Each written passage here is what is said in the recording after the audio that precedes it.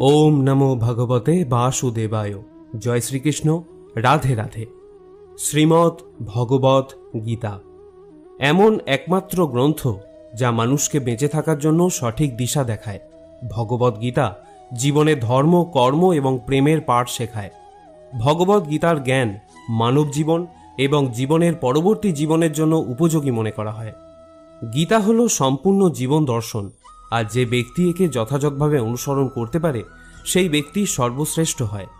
ভগবত গীতায় মোট 18টি অধ্যায় এবং 700টি শ্লোক আছে, যা সবার পক্ষে প্রতিদিন পাঠ করা এবং উপলব্ধি করা সম্ভবপর হয় না। সেই জন্য আজকের অত্যন্ত গুরুত্বপূর্ণ এই ভিডিওতে আমরা ভগবত গীতার 111টি উপলব্ধি নিয়ে কথা বলবো, যেটা জানার পর আপনি শ্রীমদ্ ভগবত গীতার প্রকৃত অর্থ উপলব্ধি করতে পারবেন। তাই আপনি প্রতিদিন এই ভিডিওটি রাতে ঘুমানোর আগে বা সকালে ঘুম থেকে ওঠার পর শুনবেন। তাহলে চলুন এগোনো যাক পৃথিবীর সেই মহাজ্ঞানের ভাণ্ডারের দিকে, যা ভগবান শ্রীকৃষ্ণ স্বয়ং নিজের মুখে বলেছিলেন। শ্রীকৃষ্ণ বলেন, এই সংসার আমারই তৈরি মায়া দ্বারা আচ্ছন্ন। এই সংসার আমার দ্বারাই সৃষ্টি হয়েছে। আমি এই সংসারের পালনকর্তা, আবার আমি সবকিছুর বিনাশও করে থাকি। আমি অতীত, বর্তমান এবং ভবিষ্যতের সকল প্রাণীকে জানি, কিন্তু বাস্তবে আমাকে কেউই জানতে পারে না। ভগবান বলেন, যেমন প্রকাশের জ্যোতি অন্ধকারেও ঝলমল করে, একই রকমভাবে সত্যও ঝলমল করে। এই জন্য মনুষ্যকে সর্বদা সত্যের পথেই থাকা উচিত। মৃত্যু হলো একটি অটল সত্য, যাকে কখনোই পরিবর্তন করা সম্ভব নয়। যখন থেকে এই সংসারে নির্মাণ হয়েছে তখন থেকেই জন্ম ও মৃত্যুর চক্র ঘুরে চলেছে। যেভাবে মনুষ্য তার পুরাতন বস্ত্র পরিত্যাগ করে নতুন বস্ত্র পরিধান করে, একই রকমভাবে আত্মাও পুরাতন জীর্ণ শরীর পরিত্যাগ করে নতুন শরীর ধারণ করে। এটাই হলো প্রকৃতির নিয়ম। এই কঠিন সত্যকে মেনে নিয়ে ভয়মুক্ত হয়ে বর্তমানেই বাঁচা উচিত। নিজের মনের ভেতর থেকে খারাপ গুণগুলিকে পরিত্যাগ করার কথা বলা হয়েছে ভগবত গীতায়। বলা হয়েছে, দম্ভ দর্পভিমানশ্চ ক্রোধ পারুষ্যমেব চ অজ্ঞানম যাভিজাতস্য পার্থ সম্পদমাসুরীম। অহংকার, রাগ, কঠোর বাণী এবং অজ্ঞানতা, এইসব থেকে মনুষ্যকে দূরে থাকা উচিত। সৎ গুণগুলিকে নিজের জীবনে ধারণ করা উচিত। এর ফলে জীবনে পরম শান্তির অনুভূতি হয়। শ্রীকৃষ্ণ আরও বললেন, ন হি জ্ঞানেন সদৃশং পবিত্রমিহ বিদ্যতে। অর্থাৎ এই সংসারে জ্ঞানের মতো পবিত্র আর কোনো কিছুই হতে পারে না। শ্রদ্ধাবান লভতে জ্ঞানম, অর্থাৎ জ্ঞানের প্রতি জিজ্ঞাসা থাকলেই জ্ঞান লাভ করা যায়। জ্ঞানম লব্ধা পরাং শান্তিম অচিরেনাধিগচ্ছতি। জীবনে শান্তি লাভ করার জন্য সাধনা নয়, বরং জ্ঞানের প্রয়োজন হয়। তিনি সমগ্র মানবজাতিকে উদ্দেশ্য করে অর্জুনকে বলেছিলেন, যদি মনকে বশে না করতে পারো তাহলে সেই মন তোমার চরম শত্রু হয়ে উঠবে। যদি সফল হতে চাও তাহলে ভয়কে জয় করো। অর্জুন যখন কৌরবদের বিরুদ্ধে যুদ্ধ করতে রাজি হলেন না, তখন ভগবান শ্রীকৃষ্ণ তাকে বললেন, হত বৈ প্রপয়সী স্বর্গম জিত্বা বভক্ষসে মহিমা তস্মাৎ উত্তিষ্ঠা কৌন্তেয়া যুদ্ধয়া কৃত নিশ্চয়। হে অর্জুন, তুমি নির্ভয়ে যুদ্ধ করো। নিহত হলে স্বর্গ পাবে, আর জিতলে পৃথিবী শাসন করবে। তাই যে কোনো কাজে সফলতা পেতে হলে মন থেকে ভয়কে দূর করতে হবে।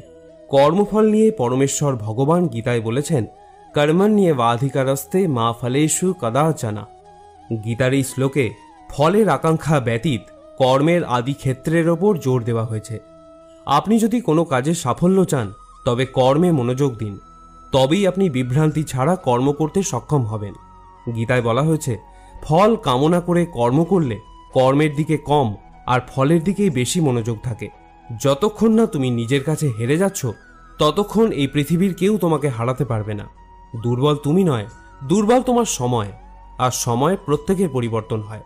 যারা প্রকৃত জ্ঞানী ব্যক্তি, তারা না তো মৃত ব্যক্তির জন্য শোক করেন, না তো তাদের জন্য শোক করেন যারা জীবিত আছেন। কারণ তিনি জানেন যে মারা গেছে সে আবার জন্ম নেবে, আর যে জীবিত আছে সেও একদিন নিশ্চয়ই মারা যাবে।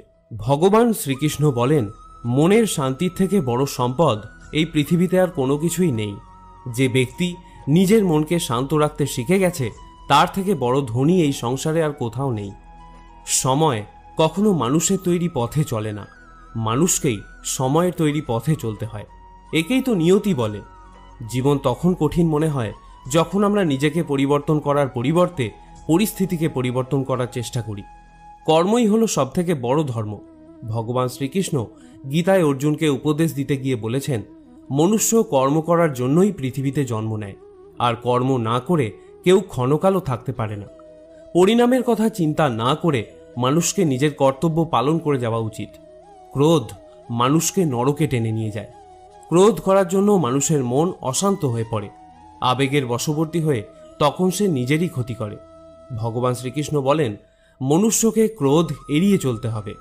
যতই রাগ হোক না কেন, নিজেকে নিয়ন্ত্রণ করার প্রচেষ্টা করতে হবে। এই সংসারে আজ যা তোমার আছে, গতকাল তা অন্য কারো ছিল, আগামীকাল তা অন্য কারো হয়ে যাবে। তুমি এই পৃথিবীতে খালি হাতেই এসেছো, আর তোমাকে খালি হাতেই এখান থেকে ফিরে যেতে হবে। মনের ওপর নিয়ন্ত্রণ রাখা অত্যন্ত জরুরি। মানুষের মন বায়ুর মতো চঞ্চল হয়ে থাকে। এই মনের জন্যই মানুষ কাম বাসনার প্রতি আকৃষ্ট হয়ে নিজের লক্ষ্য থেকে ভ্রষ্ট হয়ে যায়। যদি জীবনের সফলতা পেতে হয়, তাহলে মনের ওপর নিয়ন্ত্রণ পাওয়া খুবই জরুরি। মনকে নিজের বশে করতে পারলে মস্তিষ্কের শক্তি কেন্দ্রীভূত হয় এবং তার জন্য কাজে সফলতা পাওয়ার সম্ভাবনা বৃদ্ধি পায়। গীতা আমাদের শেখায়, যে ব্যক্তি নিজের মনের ওপর নিয়ন্ত্রণ লাভ করেছে, তার মনে অপ্রয়োজনীয় চিন্তাভাবনা এবং কামনা বাসনা প্রবেশ করতে পারে না।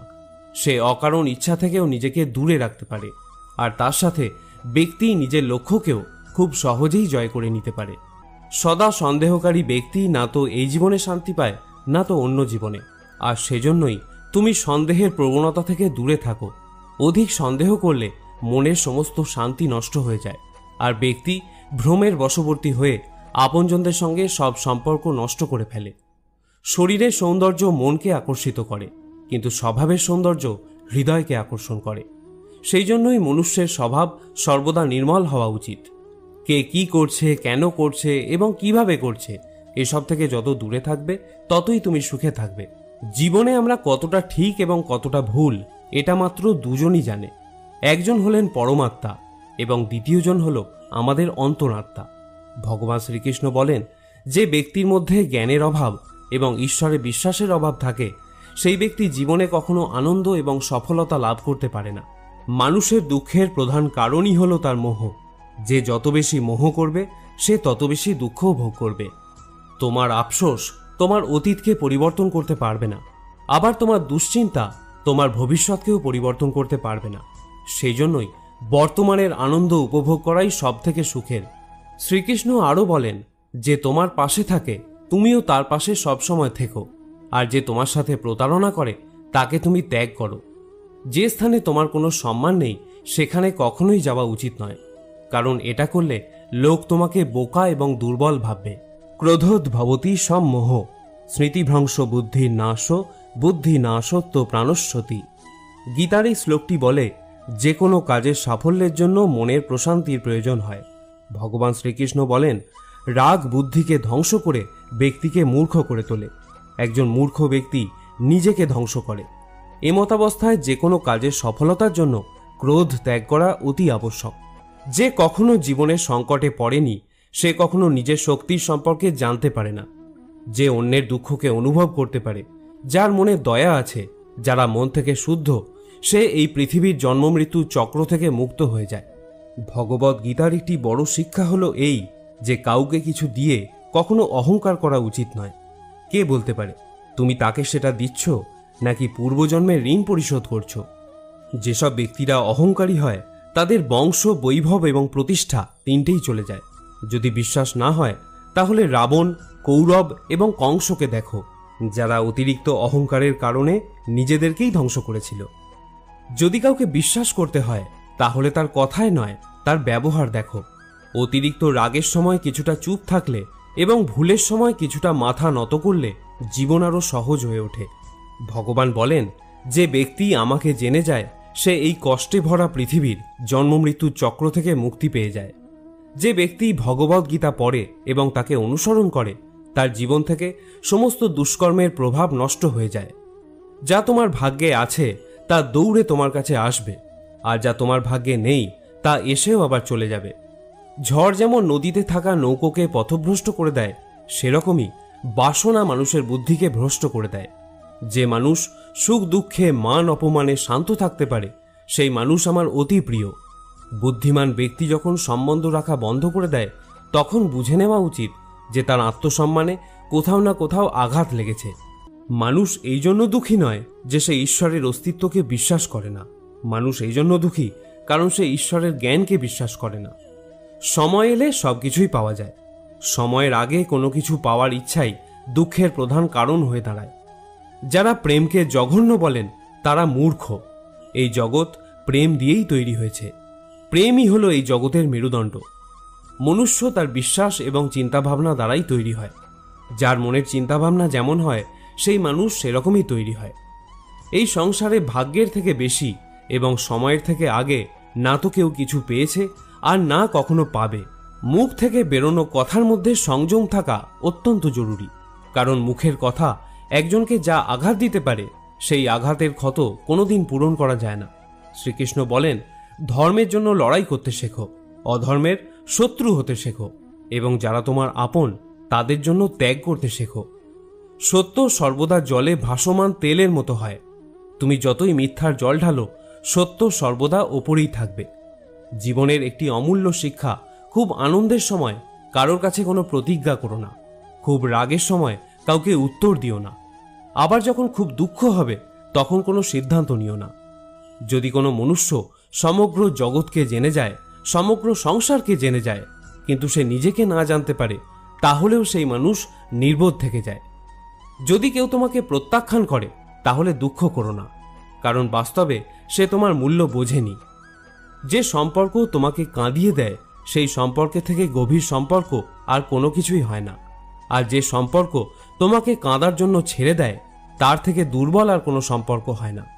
সর্বদা শান্ত থাকতে শেখো, তাহলেই তুমি নিজেকে মজবুত অনুভব করবে। উত্তপ্ত লোহাকে গরম অবস্থায় যে কোনো রূপে পরিবর্তন করা যায়, কিন্তু ঠান্ডা হয়ে গেলে সেই লোহাই অনেক বেশি মজবুত হয়ে যায়।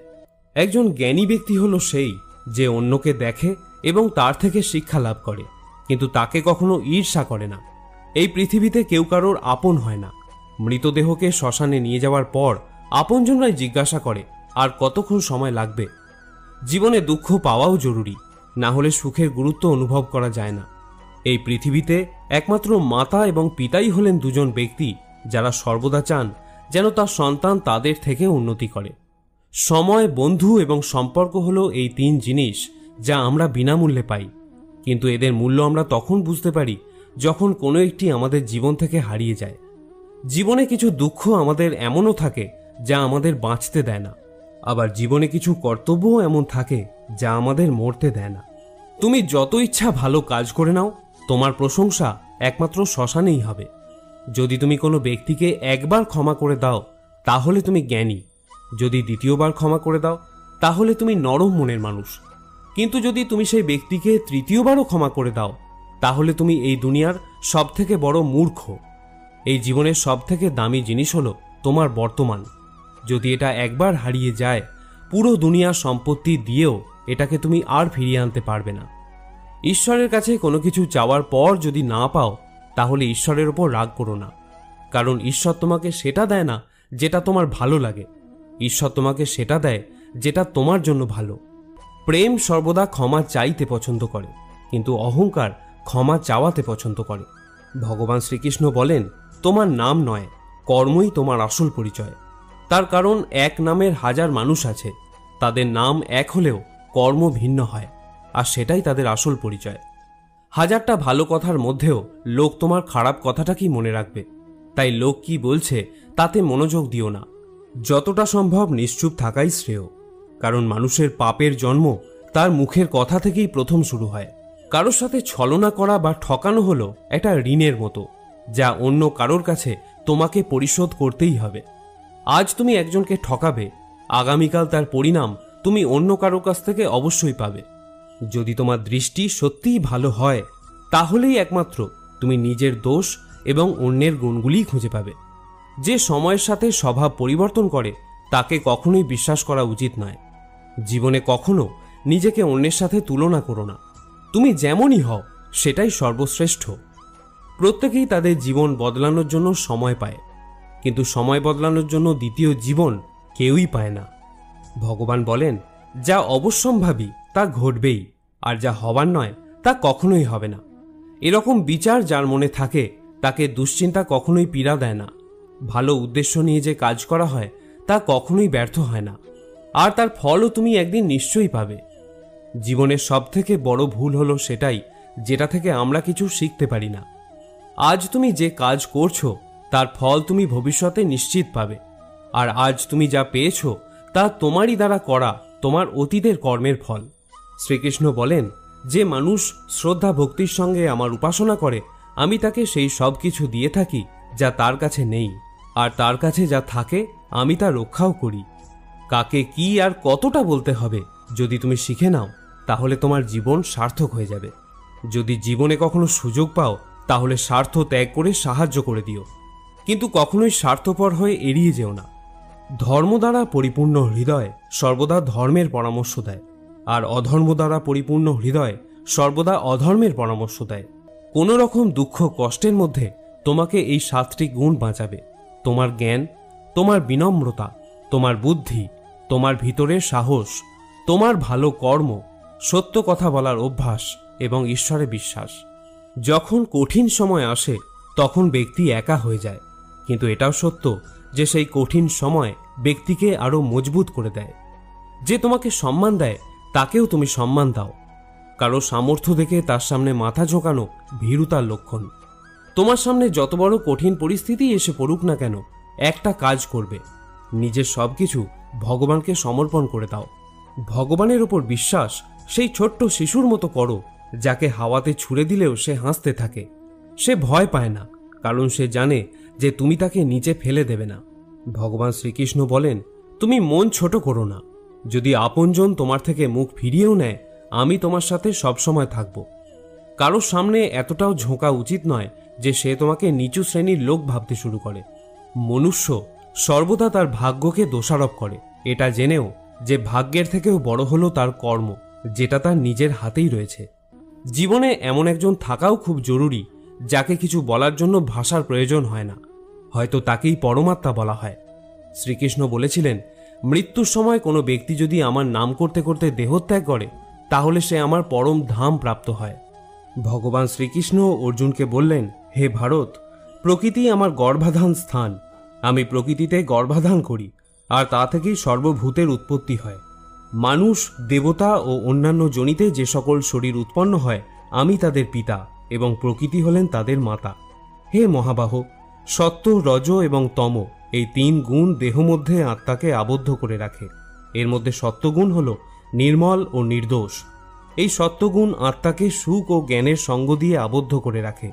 রজগুণ আত্মাকে রাগ, তৃষ্ণা, আসক্তি প্রভৃতি কর্মাশক্তি দ্বারা আবদ্ধ রাখে, আর তমগুণ হল জীবের ভ্রান্তি ও অজ্ঞানতার কারণ। এই তমগুণ আমোদ, প্রমোদ, আলস্য, নিদ্রা দ্বারা আত্মাকে আবদ্ধ রাখে। যখনই সকল ইন্দ্রিয় দ্বারে জ্ঞানের প্রকাশ হয় বা নির্মল জ্ঞান উৎপন্ন হয় তখন বুঝবে সত্যগুণ বৃদ্ধি পেয়েছে। যখন লোভ লালসা প্রকাশিত হয় তখন বুঝবে রজগুণ বৃদ্ধি পেয়েছে। আর যখন মোহ ঘিরে আসে, বুদ্ধি বিপর্যয় ঘটে এবং কর্তব্যে অনীহা আসে তখন বুঝবে তমগুণ প্রাধান্য পেয়েছে। সত্যগুণ প্রাপ্ত অবস্থায় যদি জীব দেহত্যাগ করে তবে সে স্বর্গলোক প্রাপ্ত হয়। যদি রজগুণ থাকা অবস্থায় দেহত্যাগ করে তবে পরজন্মে কর্মী হয়ে মনুষ্য জনিতে জন্মগ্রহণ করে। আর যদি তমগুণ অবস্থায় দেহত্যাগ করে তবে বোকা, পাগল অথবা অবিবেকী হয়ে এই জাতীয় বিভিন্ন জনিতে জন্মগ্রহণ করে।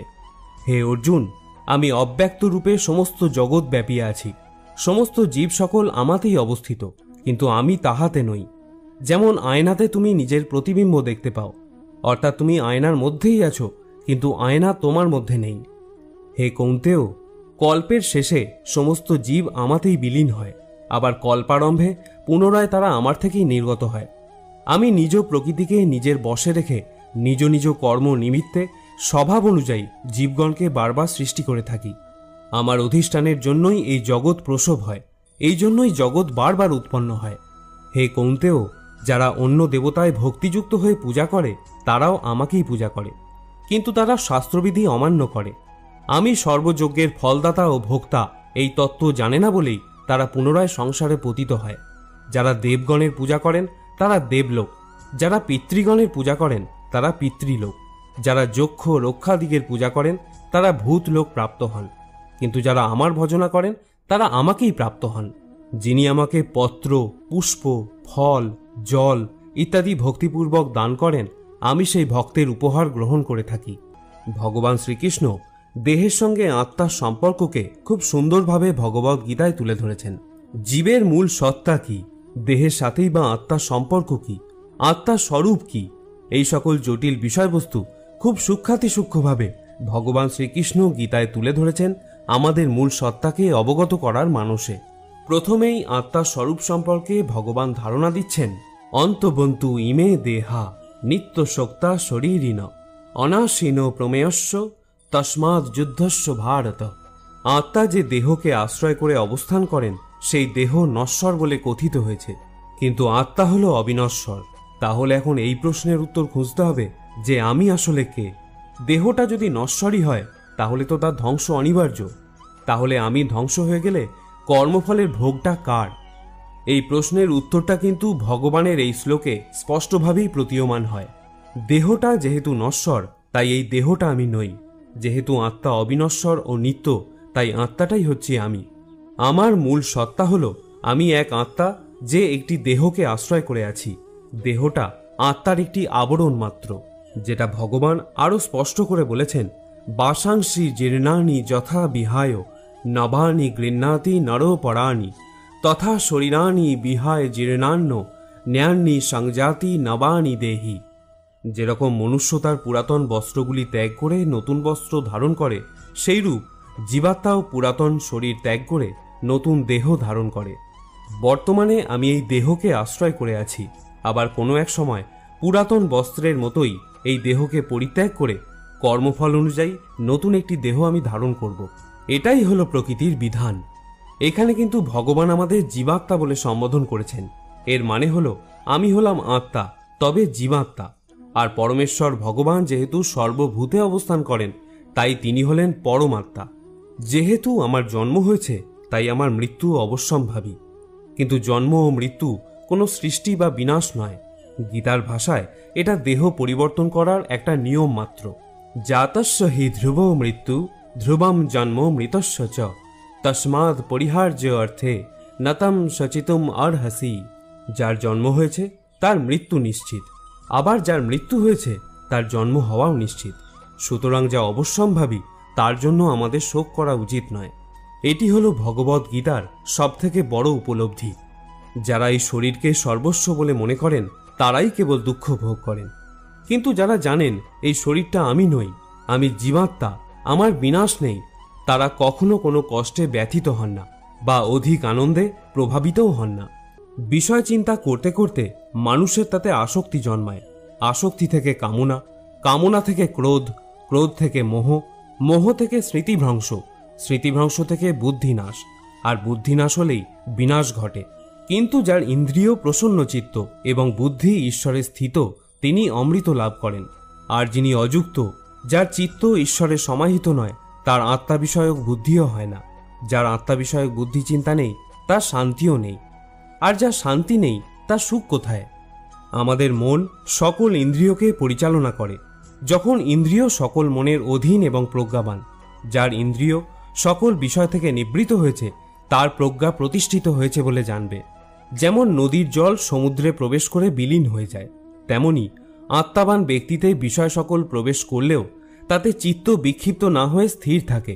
এইরূপ স্থির আত্মাবান ব্যক্তি শান্তি লাভ করে। কিন্তু যিনি ভোগ কামনা করেন, তিনি শান্তি পান না। যে ব্যক্তি সমস্ত কামনা ত্যাগ করে নিষ্প্রিয় হয়ে বিচরণ করেন, যিনি মমতাশূন্য এবং অহংকার শূন্য, তিনিই শান্তিপ্রাপ্ত হন। হে পার্থ, এই স্থিতিপ্রজ্ঞ অবস্থাই হল ব্রাহ্মী স্থিতি। এই অবস্থা প্রাপ্ত হলেই জীবের আর মোহ থাকে না। মৃত্যুকালেও এই অবস্থা বিদ্যমান থাকায় তিনি ব্রহ্মে লীন হন, অর্থাৎ তিনি মোক্ষ লাভ করেন। তৃতীয় অধ্যায়ে অর্জুনের প্রশ্নের উত্তরে শ্রী ভগবান কর্মযোগের অবতারণা করেছেন। এখানেও নিষ্কাম কর্মের উপায়রূপে প্রথমে আত্মাতে সন্তুষ্ট, আত্মারাম জ্ঞানীর ভাবানুযায়ী ফলাশক্তি বর্জন করে কর্ম করার উপদেশ দিলেন। তারপর অহংকার বর্জিত নির্লিপ্ত বুদ্ধিতে কর্ম করার উপদেশ দিলেন। তিনি বলছেন, ময়ি সর্বাণি কর্মাণি সংন্য সাধ্যাত্ম চেতসা, অর্থাৎ বিবেক বুদ্ধি দ্বারা আমাদের সমস্ত কর্ম সমর্পণ করো। এখানেও শ্রী ভগবান কর্মযোগের সহজ পন্থা স্পষ্ট করে নির্দেশ করে দিচ্ছেন। ঈশ্বরের সমস্ত কর্ম সমর্পণ করতে হবে আমাদের, তাহলে সেই কর্মের ফল আর আমাদের উপর বর্তাবে না। ঈশ্বর তার অনন্ত কৃপাগুণে আমাদের সমস্ত কর্মভোগ কাটিয়ে মোক্ষের অধিকারী করে দেবেন। এরপর 4র্থ অধ্যায়ে ভগবান তার করুণার পরাকাষ্ঠা প্রকাশ করে প্রতিজ্ঞা করছেন, যে যথা মাং প্রপদ্যন্তে তাঙস তথৈব ভজামহম, অর্থাৎ যে যেখানে যেভাবে যে অবস্থায় আমার শরণ নেয় তাকে সেইখানে সেইভাবে সেই অবস্থায় আমি অনুগ্রহ করে থাকি। যে বিষয় কামনা করে তাকে আমি কাম্য বস্তু প্রদান করে থাকি। যে মোক্ষ কামনা করে তাকে আমি মোক্ষ ফল প্রদান করি। যে ভক্তি প্রার্থনা করে তাকে আমি ভক্তি প্রদান করি। আমাদের জীবনের সবথেকে কটু সত্য হলো এটি যে আমরা সর্বদা সুখের জন্য চেষ্টা করি কিন্তু আমরা দুঃখ পাই। আমরা প্রেম কামনা করি কিন্তু আমরা হতাশার সাথে মিলিত হই। আমরা জীবন কামনা করি কিন্তু আমরা জানি যে আমরা প্রত্যেক মুহূর্তে মৃত্যুর দিকে এগিয়ে যাচ্ছি। প্রত্যেক ব্যক্তি সুখ লাভের জন্য ফলপ্রসূ কাজে নিয়োজিত থাকে কিন্তু তৃপ্তি পায় না। পরিবর্তে এই ক্রিয়াকলাপগুলি কেবল দুঃখকে আরও বাড়িয়েই তোলে। ফলে এই পৃথিবীতে কার্যত সবাই অসুখী। কেউ কেউ নিজের শরীর ও মনের দুঃখে ভোগে, অন্যরা তাদের পরিবারের সদস্য এবং আত্মীয়দের দ্বারা যন্ত্রণা প্রাপ্ত হয়। কেউ কেউ ধনসম্পদের অভাব এবং জীবনের প্রয়োজনীয় জিনিসপত্রের ঘাটতিতে ভুগছেন। বস্তুগত মানসিকতার লোকেরা জানে যে তারা অসুখী, কিন্তু তারা মনে করে যে তাদের সামনে থাকা অন্যরা সবাই সুখী এবং তাই তারা বস্তুগত বৃদ্ধির জন্য ছুটতে থাকে। এই অন্ধ সাধনা চলে বহুকাল যাবৎ, তবুও সুখের দেখা নেই। এখন যদি মানুষ এটা বোঝে যে ফলপ্রসূ কাজে লিপ্ত হয়েও কেউ কখনো সুখ অর্জন করতে পারেনি, তাহলে তারা বুঝবে যে তারা যেদিকে ছুটছে তা বৃথা এবং অর্থহীন, এবং তখন তারা আধ্যাত্মিক জীবনের দিকে ফিরতে পারে। যাদের বুদ্ধি আধ্যাত্মিক জ্ঞানে স্থির হয়ে গেছে তারা বোঝে যে ভগবানই সবকিছুর পরম ভোগদাতা। ফলস্বরূপ তারা তাদের কর্মের ফলের প্রতি আসক্তি পরিত্যাগ করে, তার কাছে সমস্ত কিছু নিবেদন করে এবং তার করুণা হিসাবে যা আসে তা নির্মলভাবে গ্রহণ করে। এটি করার ফলে তাদের কর্মগুলি কর্মিক প্রতিক্রিয়া থেকে মুক্ত হয়ে যায়, যা একজনকে জীবন ও মৃত্যুর চক্রে আবদ্ধ করে। শ্রোতা বন্ধুরা, আমি আশা করব ভগবত ভক্তির এই কথাগুলি আপনার ভালো লেগে থাকবে। সনাতন ধর্মকে আরও বেশি বেশি করে প্রচারের নিমিত্ত গীতার এই সার কথা আপনার আপনজনদের সাথেও শেয়ার করুন, যাতে তারাও পরমাত্মার স্নেহ ছায়ায় অপার শান্তি লাভ করতে পারে এবং আপনারও তাতে মঙ্গল হয়। আপনাকে অনুরোধ করব ভিডিওটিতে একটি লাইক অবশ্যই করবেন। আজ এখানেই আলোচনা শেষ করছি। সকলে ভালো থাকুন, সুস্থ থাকুন এবং গীতা প্রচার করতে থাকুন। জয় শ্রীকৃষ্ণ।